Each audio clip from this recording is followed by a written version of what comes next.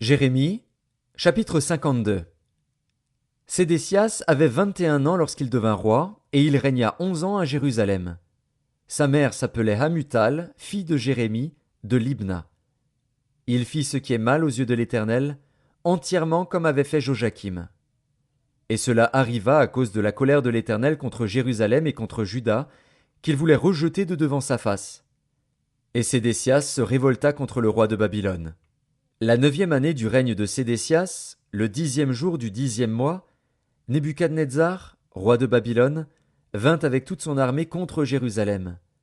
Ils campèrent devant elle et élevèrent des retranchements tout autour. La ville fut assiégée jusqu'à la 11e année du roi Sédécias. Le 9e jour du 4e mois, la famine était forte dans la ville, et il n'y avait pas de pain pour le peuple du pays. Alors la brèche fut faite à la ville, et tous les gens de guerre s'enfuirent et sortirent de la ville pendant la nuit par le chemin de la porte entre les deux murs près du jardin du roi, tandis que les Chaldéens environnaient la ville. Les fuyards prirent le chemin de la plaine. Mais l'armée des Chaldéens poursuivit le roi, et ils atteignirent Sédécias dans les plaines de Jéricho.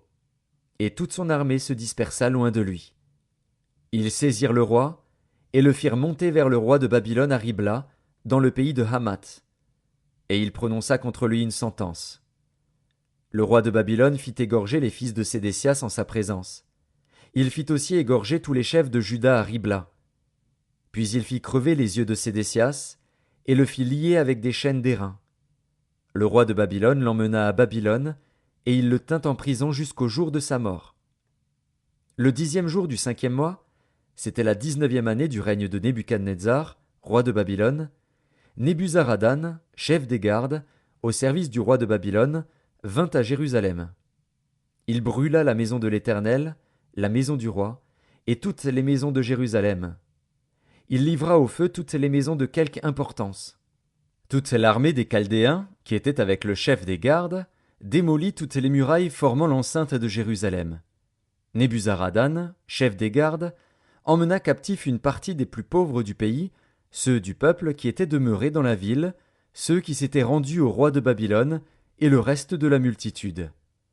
Cependant Nebuzaradan, chef des gardes, laissa comme vignerons et comme laboureurs quelques-uns des plus pauvres du pays.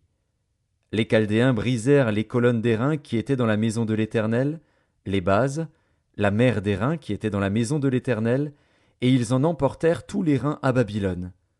Ils prirent les cendriers, les pelles, les couteaux, les coupes, les tasses, et tous les ustensiles d'airain avec lesquels on faisait le service.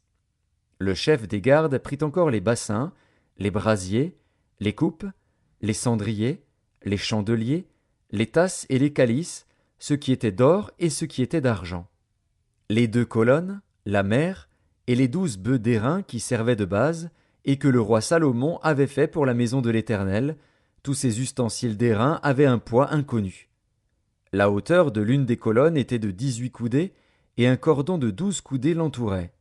Elle était creuse, et son épaisseur avait 4 doigts. Il y avait au-dessus un chapiteau d'airain, et la hauteur d'un chapiteau était de 5 coudées. Autour du chapiteau il y avait un treillis et des grenades, le tout d'airain. Il en était de même pour la seconde colonne avec des grenades.